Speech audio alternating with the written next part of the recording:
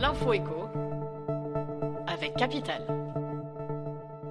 Le chiffre du jour, moins 4,82%, c'est le rendement affiché en 2018 par le contrat d'assurance vie BNP Paribas Avenir Retraite, soit la plus mauvaise performance de l'année concernant les fonds euros. Mais attention, il ne s'agit pas là d'un fonds en euros classique, mais d'un fonds euro-croissance. Dans cette gamme de produits généralement plus rémunératrices, une partie de l'épargne est investie dans des unités de compte. Le rendement est donc lié au marché des actions qui se sont globalement inscrits dans une tendance baissière en 2018. D'où les contre-performances affichées en ce début d'année. Mais rassurez-vous, tout n'est pas perdu.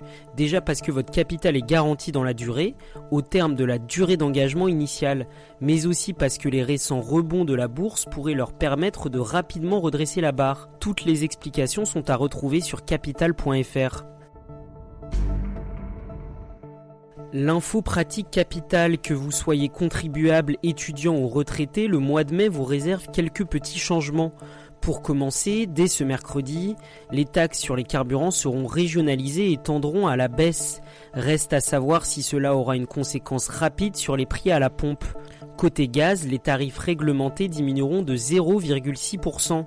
Pour les retraités dont la pension est comprise entre 1 200 et 2 000 euros mensuels, leur taux de CSG repassera à 6,6%. Les personnes concernées seront par ailleurs remboursées courant mai du surplus versé depuis le début d'année. D'autres échéances sont à relever pour les contribuables et les étudiants, le détail est à retrouver sur notre site.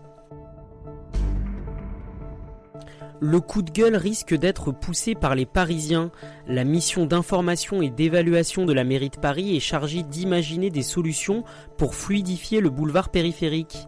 Alors que la mission rendra ses conclusions le 21 mai prochain à Anne Hidalgo, le Parisien vient tout juste de dévoiler quelques-unes de ses propositions. Et elles ne devraient pas faire que des heureux. En effet, le rapport suggère de réduire la vitesse de 70 à 50 km/h sur le périphérique et de passer de 4 à 2 voies pour les particuliers. 1er mai oblige, on termine avec le muguet. Sachez que la vente de cette fleur sur la voie publique est strictement encadrée.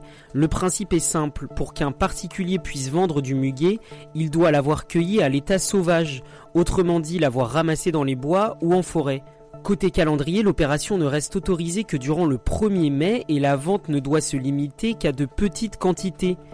Enfin, les étals sont formellement interdits, de même que les tables, les tréteaux et même les chaises. Pour se conformer à la législation, les brins devront être disposés dans un simple panier ou dans un seau. Tout contrevenant s'expose à une amende de 1 500 €. C'était l'info éco avec Capital.